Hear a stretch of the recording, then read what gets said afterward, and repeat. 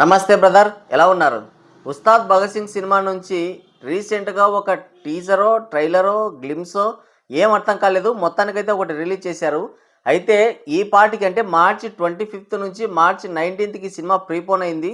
ఈ పార్టీకి ఇప్పటికే ట్రైలర్ కూడా రిలీజ్ కావాల్సింది, కానీ ట్రైలర్ కట్ ఇంకా రెడీ అవ్వలేదేమో, అందుకనే అది టీజరో గ్లిమ్సో ఏం అర్థం కాకుండా ఒకటైతే రిలీజ్ చేశారు.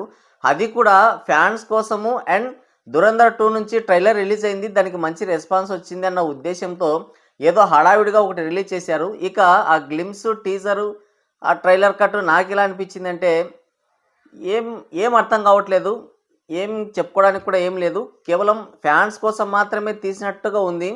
ఆల్రెడీ సర్దార్ గబ్బర్ సింగ్ తర్వాత భీమ్లా నాయక్ ఈ 3 సినిమాలని గ్రైండ్లో వేసి మిక్సీలో వేసి తిప్పి బయటికి తీసినట్టుగా అనిపించింది.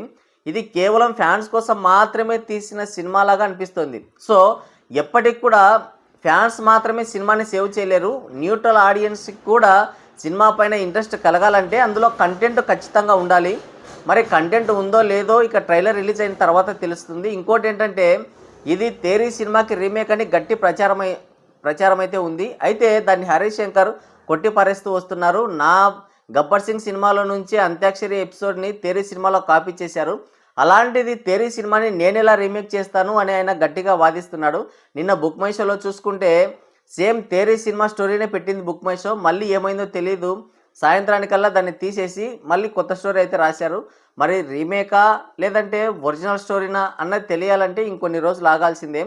ఇంకొన్ని రోజులు అంటే సినిమాని రిలీజ్ అవ్వాల్సిన అవసరం లేదు, ట్రైలర్ రిలీజ్ అయినా కూడా దాన్ని గుర్తుపట్టేయచ్చు మనం. సో ఈ ఉస్తాద్ భగత్ సింగ్ నుంచి వచ్చిన ఈ టీజర్ అయితే అంతగా పెద్దగా మెప్పించలేదు. ఏదో ఫ్యాన్స్ కోసం మాత్రం, అది కూడా బలవంతంగా దురంధర్ సినిమా నుంచి ట్రైలర్ వచ్చింది కాబట్టి ఏదో చూచాయిగా ఒక టీజర్ రిలీజ్ చేయాలని చెప్పేసి హడావిడిగా కట్ చేసినట్టుగా ఉంది. మేబీ సినిమాలో ఉన్నదే కట్ చేసినట్టున్నారు. ఇక అంతకు మించి అంటే ఫ్యాన్స్ కోసం ప్రత్యేకంగా డిజైన్ చేసిన కొన్ని సీన్స్ తప్ప సినిమాలో అంతగా పెద్ద కంటెంట్ ఉన్నట్టు కనిపించడం లేదు. ఎప్పటి నుంచో పోస్టర్స్ రిలీజ్ చేస్తూ వస్తున్నారు, కానీ పోస్టర్స్లో ఉన్నదే ఇక ఆ టీజర్లో కూడా ఉంది, రేపు సినిమాలో కూడా మేబీ అదే ఉండొచ్చు. మరి ఏమవుతుందో తెలీదు. అయితే మార్చి 25న రిలీజ్ అవ్వాల్సిన ఉస్తాద్ భగత్ సింగ్ సినిమాని మార్చి 19కి అయితే ప్రీపోన్ చేశారు. అంటే చాలామంది ఏమంటున్నారంటే దురంధర్ దెబ్బకి ఏ సినిమా కూడా నిలబడే ధైర్యం చేయట్లేదు.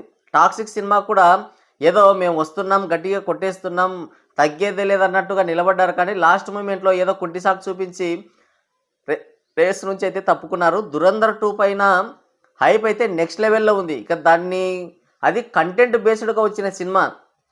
అసలు మన తెలుగు రాష్ట్రాల్లో కానీ లేదంటే ఈ అదర్ లాంగ్వేజెస్లో, హిందీలో తప్ప మిగతా లాంగ్వేజెస్లో రణ్వీర్ గారికి అంత పెద్ద మార్కెట్ లేదు.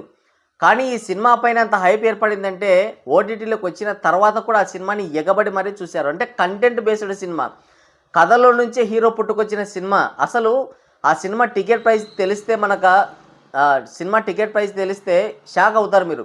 200, 250 మొదటి నుంచి లాస్ట్ వరకు కూడా అదే టికెట్ ప్రైజెస్ పెట్టారు. ఇక లాస్ట్కి వచ్చేసరికి ఆ టికెట్ ప్రైజెస్ కూడా తగ్గించి 150 పెట్టారు. అయినా సరే ఆ సినిమా కేవలం ఒక హిందీ వర్షన్లోనే దాదాపుగా 1300 కోట్లకి పైగా కలెక్షన్స్ రాబట్టింది.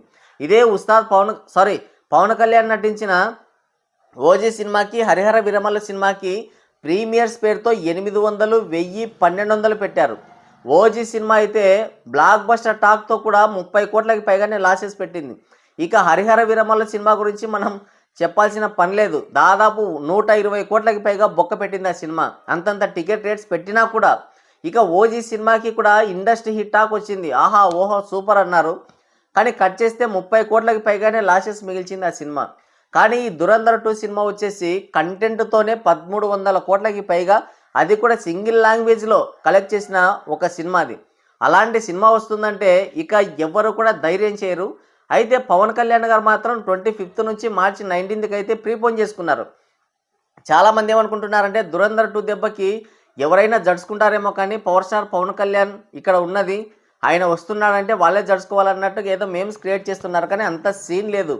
ఇది కేవలం fan made content, fan made మూవీనే, ఫ్యాన్స్ మాత్రమే చూస్తారు, అది కూడా డే 1 వరకే. సినిమాల కంటెంట్ తేడా వచ్చిందంటే హరిహర వీరమల్లు సినిమా పరిస్థితి అవుతుంది. డే టూనా కాదు, ఈ సినిమాకి ప్రీమియర్స్ వేస్తారు. ఎలాగూ ప్రీమియర్స్కి బ్యాడ్ టాక్ వచ్చిందంటే కనుక మరుసటి రోజుకే ఇక థియేటర్స్లో జనాలు ఉండరు. అలాంటి సిచ్యువేషన్ కూడా ఉంటుంది. ధురంధర్ 2 సినిమా పైన చాలా హైప్ ఉంది. And Dhurandhar 2 cinema content based cinema కాబట్టి యావరేజ్ టాక్ వచ్చినా సరే బాక్స్ ఆఫీస్ను దున్ని అవతల పడేస్తుంది.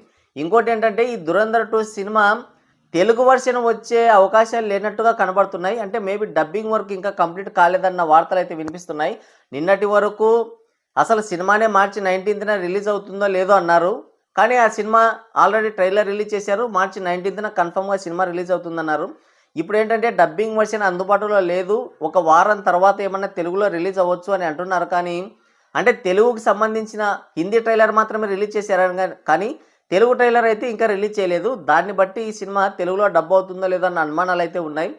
దాన్ని దృష్టిలో ఉంచుకొని కూడా భగత్ సింగ్ సినిమా అయితే మార్చి 19కి ప్రీపోన్ చేసుకొని ఉండొచ్చు. ఇంకోటి ఏంటంటే మార్చి 19న రావడానికి టాక్సిక్ సినిమాని పోస్ట్పోన్ చేసుకున్నారు. ఉన్నది ఒక ధురంధర్ సినిమానే కాబట్టి అందులోనూ రణ్వీర్ సింగ్ గారికి తెలుగులో అంత మార్కెట్ లేదు. కాబట్టి ధైర్యం చేసి మైత్రి మూవీ మేకర్స్ వాళ్ళు కూడా ఈ ఉస్తాద్ భగత్ సింగ్ని అయితే రిలీజ్ చేస్తున్నారు. దానికి తోడు హాలిడేస్ ఉన్నాయి. ఇవన్నీ కూడా కలిసి వస్తాయి కాబట్టి ఉస్తాద్ భగత్ సింగ్ని రిలీజ్ చేస్తున్నారు. ఒకవేళ ధురంధర్ 2 సినిమాకే కనుక పాజిటివ్ టాక్ వచ్చి అండ్ తెలుగు వర్షన్ కూడా రిలీజ్ అయితే చాలా అంటే చాలా కష్టమే. అండ్ ఈ టీజర్ చూసిన తర్వాత నాకు కూడా ఉస్తాద్ భగత్ సింగ్ పైన ఓ మోస్తారు అంచనాలు అయితే ఉండేవి. అంటే పర్వాలేదు, యావరేజ్ అన్నా కూడా వెళ్ళిపోతుంది, సినిమా హిట్ అవుతుంది అనుకున్నాను. కానీ నిన్న రిలీజ్ చేసిన టీజర్ చూసిన తర్వాత నాకైతే నమ్మకాలు లేవు దొరా ఈ సినిమా పైన. ఇక ట్రైలర్ రిలీజ్ చేసిన తర్వాత ఇందులో ఎంత కంటెంట్ ఉందో చూడాలి. ఇప్పటికీ వచ్చిన టీజర్ను, అది టీజరో గ్లిమ్సో నేనేం చెప్పలేకపోతున్నా, అది చూసిన తర్వాత నాకైతే ఉన్న ఎక్స్పెక్టేషన్స్ కూడా పోయాయి. ఇప్పుడు తెలుగు రాష్ట్రాల్లో కాదు ఎక్కడ కూడా అసలు ఫ్యాన్స్కే ఈ సినిమా పైన నమ్మకం లేదు. దానికి తోడు ఇంటర్వ్యూల పేరుతో హరీష్ శంకర్ గారు మరింత దిగజారుస్తున్నారు సినిమాని. అసలు ఆయన ఇంటర్వ్యూలు చూస్తే సినిమా పైన సినిమాని చూడాలన్న మూడు ఉత్సాహం సర్వనాశనం అయిపోతుంది. ఇక ఏమవుతుందో తెలీదు. మొత్తానికైతే ఇది తేరీ సినిమా రీమేకా కాదా అనేది ట్రైలర్ రిలీజ్ అయితే అర్థమవుతుంది. నిన్న వచ్చిన టీజర్ అయితే అంతగా మెప్పించలేదు, అసలు ఎవరికి కూడా నచ్చలేదు.